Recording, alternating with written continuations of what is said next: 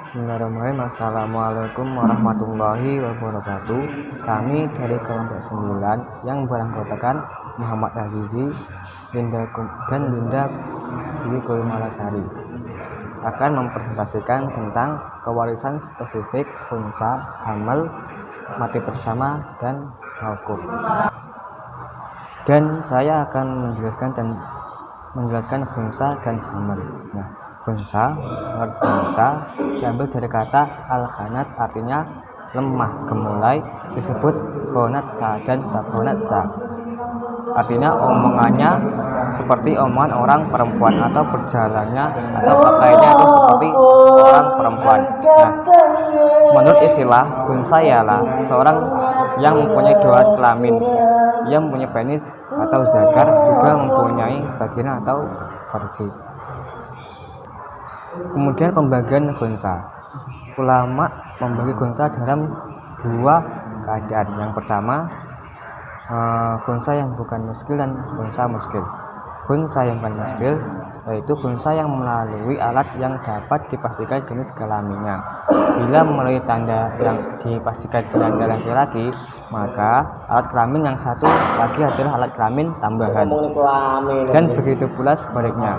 Yang kedua itu unsa muskil, yaitu manusia yang dalam bentuk tubuhnya ada keganjilan, tidak dapat diketahui apakah dia laki-laki atau perempuan karena tidak ada tanda-tanda yang menunjukkan ke laki-lakiannya atau ke perempuannya, atau sama-sama tanda-tanda itu.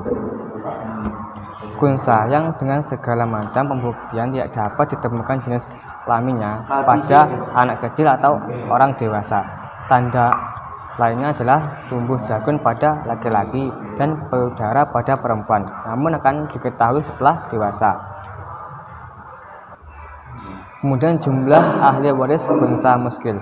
Para ulama faraid menetapkan bahwa para ahli waris unsa muskil itu hanya berjumlah 7 orang, dan tercangkup dalam 4 kelompok, yaitu yang pertama garis anak atau dengan disebut jihad bunuwah. Para ahli waris unsa muskil yang tergantung dalam jihad bunuwah ini ada 2 orang, yaitu anak dan cucu. Kemudian garis saudara atau disebut juga dengan jihad ukhuwah. Mereka yang tergantung dalam jihad ukhuwah ada 2, yaitu saudara anak atau saudara keponakan. Nah, yang ketiga garis paman atau disebut dengan jihad ummah. Para ahli waris unsa muskil dari garis paman ada 2, yaitu paman dan anak paman atau saudara sepupu. Kemudian yang terakhir perwalian budak atau disebut dengan jihad wala. Ahli waris yang unsa muskil dari golongan ini hanya seorang saja, yakni maula mu'ti, tuan yang memerdekakan budaknya.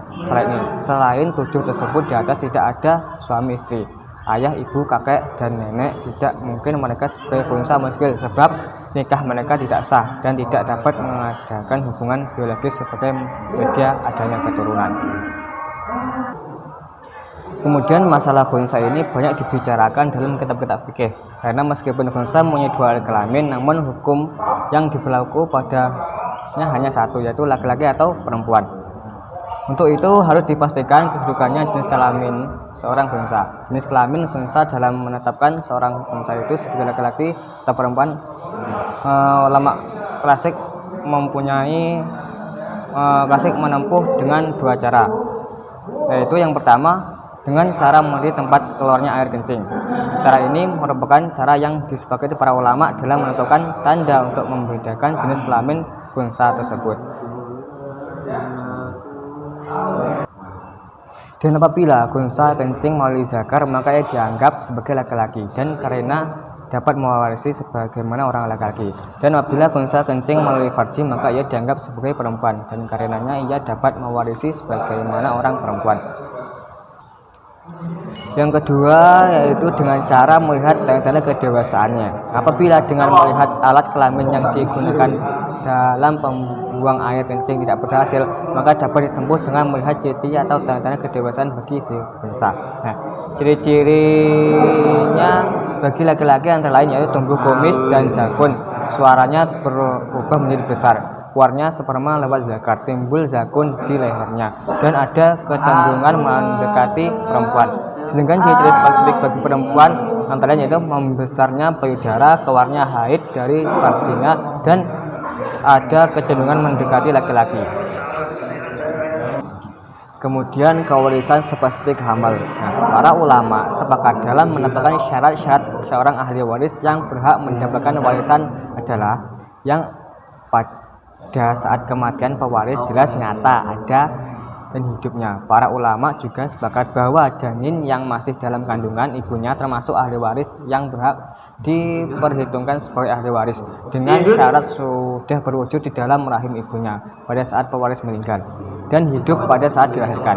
Ditetapkannya janin atau bayi dalam kandungan sebagai orang yang berhak menjadi ahli waris karena janin atau bayi tersebut dalam kategori ahliyatul wujud, yaitu orang yang pantas menerima hak tapi belum mampu melakukan kewajiban. Nah, akibat hukum bagi ahli waris yang lain apabila ada ahli waris yang masih ada di dalam kandungannya ada dua, yaitu pertama, harta waris yang harus dibagikan sesuai jumlah ahli waris yang adapun pembagiannya seperti yang diatur dalam hukum Islam, akan tetapi tetap harus mengetahui jenis kelamin dari anak yang masih di dalam kandungan agar dapat menentukan pembagiannya. Itu.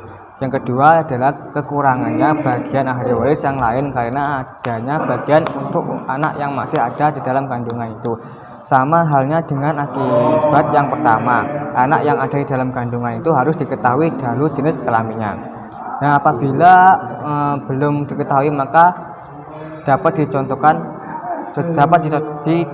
anak yang di dalam kandungan adalah anak laki-laki, sedangkan pembagiannya menunggu anak tersebut lahir. Baik, saya akan meneruskan bab yang ketiga, yaitu kewarisan spesifik mati bersama. Dalam pasal 831 KUH Perdata dan pasal 894 KUH Perdata menjelaskan bahwa apabila ada dua orang atau beberapa orang yang meninggal dunia secara bersama-sama pada detik yang sama sehingga sulit untuk diketahui siapa yang terlebih dahulu yang meninggal, padahal di antara mereka terjadi saling mewarisi atau baik karena pewarisan menurut undang-undang maupun menurut wasiat, maka perpindahan warisan dari yang satu kepada yang lain tidaklah berlangsung karenanya atau di antara mereka tidak terjadi suatu pewarisan.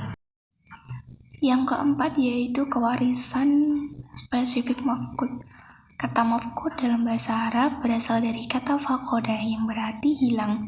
Menurut para Farodiyun, mafqud itu diartikan dengan orang yang sudah lama pergi meninggalkan tempat tinggalnya, tidak diketahui domisilinya dan tidak diketahui tentang hidup dan matinya.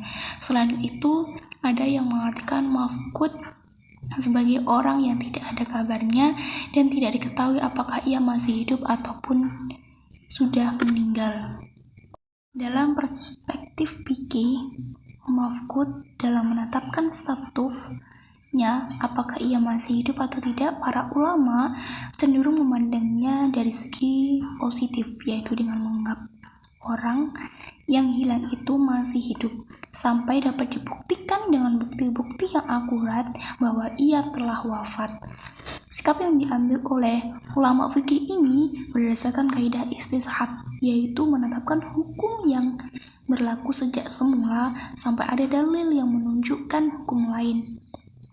Selanjutnya, mafqud sebagai pewaris. Ya, di sini ada dua alasan, yaitu yang pertama, salah satu syarat mewarisi adalah adanya kematian dari pewaris, baik mati secara hakiki maupun hukmi, yaitu mati berdasarkan vonis hukum. Yang kedua yaitu membagi-bagikan harta milik mafqud kepada ahli warisnya hanya berdasarkan hilangnya, padahal ada kemungkinan ia masih hidup, merupakan hal yang merugikan berdasarkan kaidah istishabul hal. Hukum sesuatu berdasarkan keadaan semula, maksudnya mafqud pada saat kepergiannya dalam keadaan masih hidup. Keadaan inilah yang dijadikan sebagai dasar menentukan hukum hidupnya. Selanjutnya, mafkud sebagai ahli waris itu apabila dalam hal posisi mafkud sebagai pewaris, jumhur ulama sepakat ia menganggap bahwa mafkud tersebut itu masih hidup sampai batas waktu yang telah disebutkan di atas. Maka para ulama berbeda pendapat dalam hal posisi mafkud sebagai ahli waris. Mayoritas ulama termasuk ulama Syafi'iyah berpendapat bahwa orang hilang yang posisinya sebagai ahli waris juga dinyatakan hidup dan ditangguhkan sampai ada kepastian tentang kematiannya.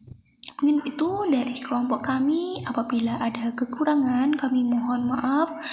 Akhirun wallahu muwaffiq ila aqwamit thoriq. Wassalamualaikum warahmatullahi wabarakatuh.